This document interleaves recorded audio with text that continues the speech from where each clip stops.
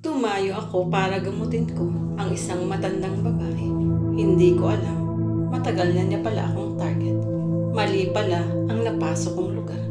Lahat pala sila doon ay aswang. Mabuti na lang at narito ang aking kwento. Ako nga pala si Ambo, 29 na taong gulang. Isa akong manggagamot. Lumaki ako sa Samar at mana ko pa raw kay Lolo ang galing ko sa paghilot at paggamot ng sakit na hindi basta-basta naaagapan ng ospital. Mula bata pa ako, sinanay na ako ni Lolo sa paghawak ng langis, pagbilang ng ugat at pagdasal habang humihilot. Marami na akong napuntahang lugar para lang gamutin ang mga may sakit. May mga pilay, may naaalbularyo na pero hindi pa rin gumagaling. Hindi ako nagkakasingil, tanging dasal at konting handog lang ang hinihingi ko. Ang mahalaga sa akin, gumaling ang pasyente. Pero hindi ko alam, sa lugar na pinuntahan ko noong isang linggo, muntik na pala akong hindi makauwi. Isang gabi, bandang 7:00, habang kumakain pa lang ako ng hapunan, may kumatok sa pinto. Isang batang lalaki na hingal na hingal. "Kuya ako, tulungan mo po si Lula Miling. Hindi na po siya makatayo at parang iba na po ang itsura." Agad akong nag-ayos ng gamit. Kinuha ko ang bag ko na may lamang langis, dahon ng alibumbong at tamas. Sumakay ako ng motor at sinundan ng bata. Madilim na, pero tahimik ang lugar. Napapansin ko, habang papasok kami ng mas liblib na sitio, parang kakaiba ang hihip ng hangin. Ang mga bahay, puro kahoy. Wala man lang ingay ng tao o kahit ng aso. Pagdating namin sa bahay ni Lola Miling, sinalubong ako ng isang matandang babae na may malaking puting buhok at mga matang mapupula. "Ikaw pala ang manggagamot na nagpapagaling sa akin. Halika na iyo, hinihintay na kita," nakangiting sabi ni Lola Miling. Nagpasalamat ako at agad pumasok sa loob. Tahimik ang loob ng bahay. May kandila sa 4 na sulok at sa gitna si Lola Miling, nakahiga at nanginginig. Habang nilalapatan ko siya ng langis sa noo, napansin ko na malamig ang balat niya.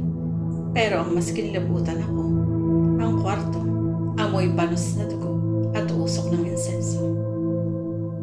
Bakit ganito ang amoy dito? Para akong nasa isang libingan. Bulong ko sa sarili ko. Maya-maya, lumabas ang ilang tao mula sa likod ng kortina. Mga matandang babae at lalaki. Lahat nakaitim. Hindi sila nagsasalita. Tinitigan lang nila ako habang naghihilot. Matagal na namin hinihintay ang isang kagaya mo. Ang malalim na boses ng isang matandang lalaki. Kinilabutan ako. Hindi ko alam kung anong ibig nilang sabihin. Pero tumayo ako. Nagkunwaring kalmado. Tapos na po ang hilot. Kailangan ko nang umalis at marami pa akong bibisitahin. Ang wika ko. Pero bigla nilang isinara ang pintuan. Isa-isang nagsilapitan ang mga matatanda at sabay-sabay silang naglakad palapit sa akin. "Hindi ka na makakaalis, Ambo," ani ng matandang babae. "Paano niyo po nalaman ang pangalan ko?" ang sabi ko habang nangangatog ang mga tuhod. At si Lola Miling tumayo na parang walang sakit. "Matagal na kitang pinapanood. Matagal na kitang tinatarget. Ikaw ang kailangan naming alay." Ang wika nito. Doon ko napagtanto, hindi sila ordinaryong tao. Isa silang grupo ng mga nilalang na matagal nang naninirahan sa liblib na baryo. Mga nilalang na nakakubli sa anyo ng matanda, mga aswang. Biglang sumara ang mga bintana. Uminit ang paligid at sa isang iglap, nagbago ang anyo nila. Yung isa, naging parang paniki na may matutulis na kuko. Yung isa, mahaba ang dila at gumagapang pa. "Diyos ko, iligtas mo ako," sigaw ko sa isip ko.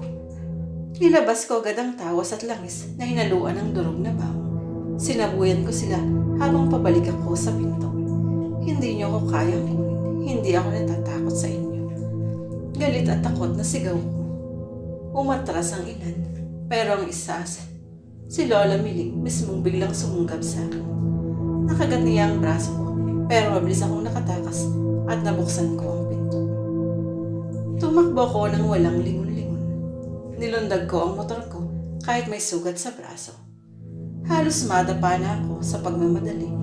Habang nagmamaneha ako paalis, naririnig ko ang mga tili nila sa dilim. Babalik ka, Ambo, hindi pa tapos ang lahat, ang sigaw ni Lola Miling. Pagka-uwi ko, dumiretso ako sa albularyo na aming kapitbahay. Nilinis niya ang sugat at agad akong pinainom ng sabaw ng halamang gamot. Ipinagdasal niya ako buong gabi. Sa buong linggong lumipas, hindi ako makatulog. Parang may mga matang nakatitig sa akin. May mga oras na may naririnig akong kaluskos sa bubong. Hanggang ngayon, hindi ko alam kung ako ba ay minarkahan nila. Ang tiyak ko lang, hindi na ako babalik sa lugar na iyon. At kung manggagamot ka